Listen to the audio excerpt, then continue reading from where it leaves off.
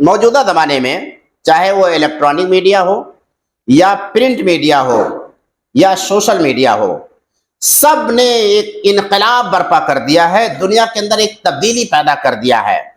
وہ انقلاب یہ ہے کہ پوری دنیا آدمی کی مٹھی میں ہے، اس کی آنکھوں کے سامنے ہے، جو چاہیں جب چاہیں جہاں چاہیں ہر چیز دیکھ سکتے ہیں، ہر چیز سن سکتے ہیں۔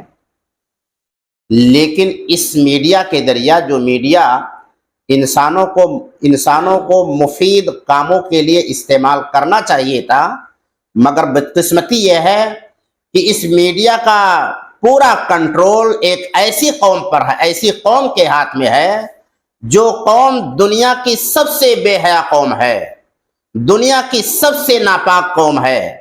اتنی ناپاک قوم ہے کہ ہم جب نماز پڑھتے ہیں تو ہر نماز میں دعا کرتے ہیں غیر المغضوب علیہم ولا الضالین، رب العالمین ان یہود و نصارہ کے طریقے پر چلنے سے ہماری حفاظت فرما دے۔ ان کے ہاتھ میں ہے، ظاہر ہے جب ان کے ہاتھ میں ہے تو میڈیا کیا پھیلائے گا؟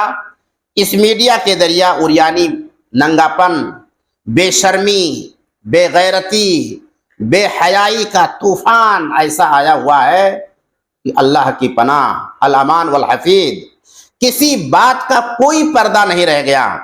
چھوٹے چھوٹے بچوں کا ذہن خراب ہو جاتا ہے۔ جو چیزیں عام طور سے لوگ 14، 15، 16، 17، 18 سال کی عمر میں جانتے تھے، آج وہ 5 سال کا، 6 سال کا بچہ ان چیزوں کو جانتا ہے، یعنی پردہ پوشی کی چیزیں ہیں۔ ایک انقلاب برپا ہو گئی، ایک تبدیلی آ گئی ہے، بالکل مرد ہو یا عورت سب کے لیے دنیا بالکل اوپن ہو گئی ہے۔ نتیجہ یہ ہوا ہے کہ خاندان کا شیرازہ منتشر ہو گیا ہے، ہر آدمی اپنے آپ میں مست ہے، کسی کو کسی سے کوئی فکر نہیں، کسی کو کسی کی کوئی فکر نہیں ہے۔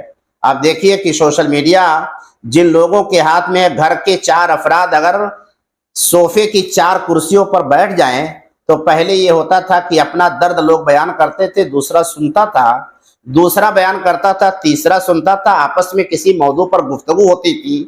یہ گفتگو کبھی عنوان کے تحت، کبھی بلا عنوان ہوا کرتی تھی۔ لیکن آج اگر 4 لوگ، 6 لوگ، 2 لوگ بیٹھ جائیں، ہر آدمی کے ہاتھ میں موبائل ہے، انگلی اسی پر چل رہی ہے، کسی سے کوئی مطلب نہیں ہے، چاہے سامنے باپ بیٹھا ہو، چاہے ماں بیٹھی ہو، چاہے بہن بیٹھی ہو، چاہے بیٹی بیٹھی ہو، کسی کو کسی کی پرواہ نہیں ہے۔ یہ بہت بڑا فتنہ، یہ میڈیا کا فتنہ بھی ہے۔ اور آپ جانتے ہیں کہ ایک چھوٹی سی بات اگر صبح کوئی پھیلانا چاہے وہ سچی ہو یا جھوٹی، شام ہوتے ہوتے، بلکہ یوں کہہ لیجئے کہ منٹوں میں پوری دنیا میں وہ بات پھیل جاتی ہے۔ نبی گرامی صلی اللہ علیہ وسلم نے ایک مرتبہ خواب میں دیکھا تھا کہ ایک آدمی ہے کہ اس کے ہاتھ میں چھری ہے اور اس کے گلفڑے کو چیرتے ہوئے گدی تک لے کر کے جاتا ہے، پھر وہ ٹھیک ہو جاتا ہے، دوسرے کو چیرتا ہے۔ تو نبی اکرم صلی اللہ علیہ وسلم نے حضرت جبریل علیہ السلام سے پوچھا کہ یہ کون ہے جس کو یہ سزا دی جا رہی ہے؟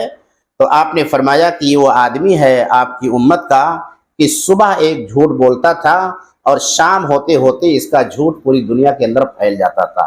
آج وہی دور ہے کہ منٹوں میں بات پوری دنیا کے اندر پھیل جاتی ہے۔